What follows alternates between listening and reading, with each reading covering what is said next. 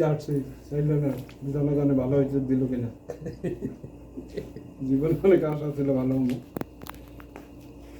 রাষ্ট্রে যে মামার সাথে দেখা হলো এটাও তো ভালো না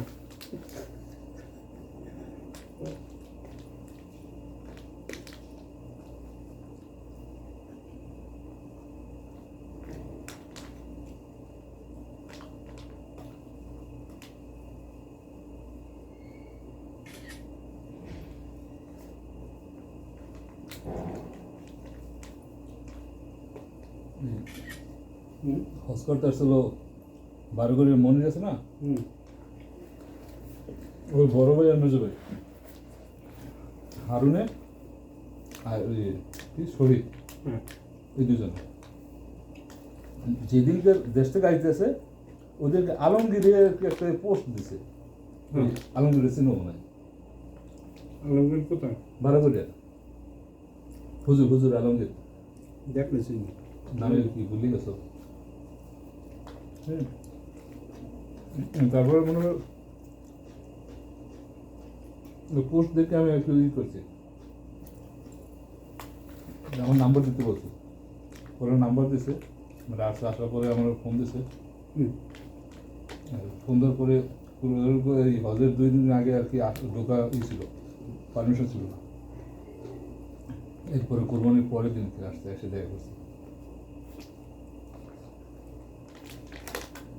আমার একটুকু কোনো প্ল্যান নাই যে আমি যে এরকম ই করবো, আর আমার প্ল্যান হয়েছে আমি নেদারল্যান্ডে যাও।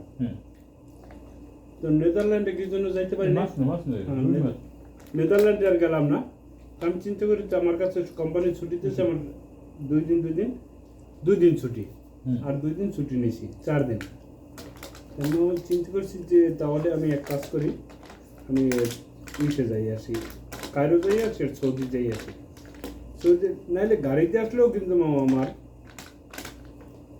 গাড়িতে আসলে 1 সপ্তাহ থাকে, খরচ না ওখানে 550 টাকা।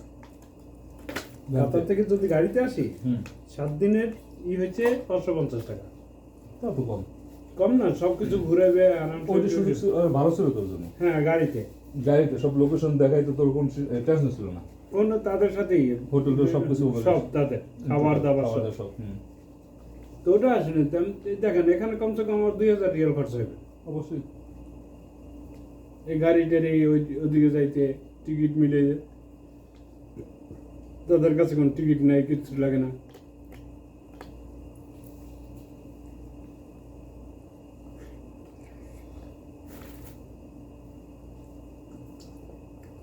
ভাগ করছিল মামা তো আগেই ভাগ করতে পারতেন না।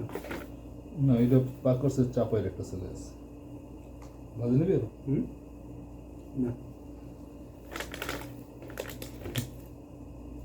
কত এরকম দেখা হইবে হঠাৎ মামা ভাই না, রুই মাছ দুধ দিয়ে খাওয়া।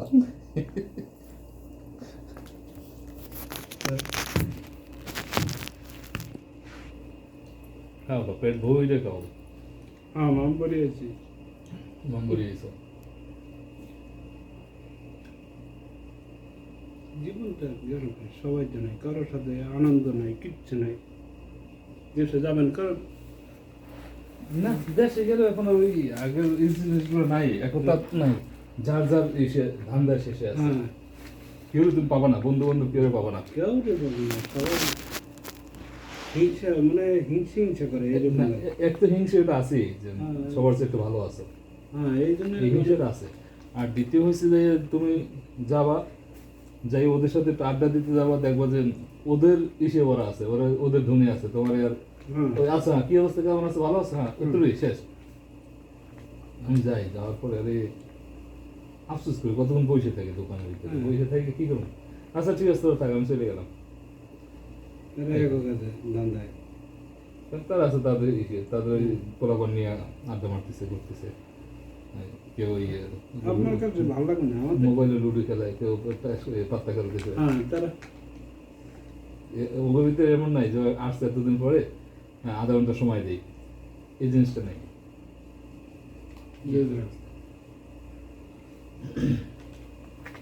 মাছগুলো ফ্রেশ মাছের মতো লাগতেছে, রুই মাছ এটা ফ্রেশ না, যদিও প্রয়োজন ওইটা এটা হচ্ছে বার্মার না ওগুলো অনেক বড় বড় না? 5-6 কেজি 4-5 কেজি ওজনের থাকে। কেন হচ্ছে মামা ওই যে বাংলাদেশ থেকে যেটা আসে সেটা গন্ধ আসে না এটা কোনো গন্ধ নেই, এটা ভালো গন্ধ স্বাদ নেই। আছে একটা। এই জন্য বার্মার মাছ না আমি পাক করি না তো এটা খাই তো এই জন্য পাক করতে আর ভালো বিয়ে করার পর যদি পাক করে বাইকটা মাছের কাটা মাছ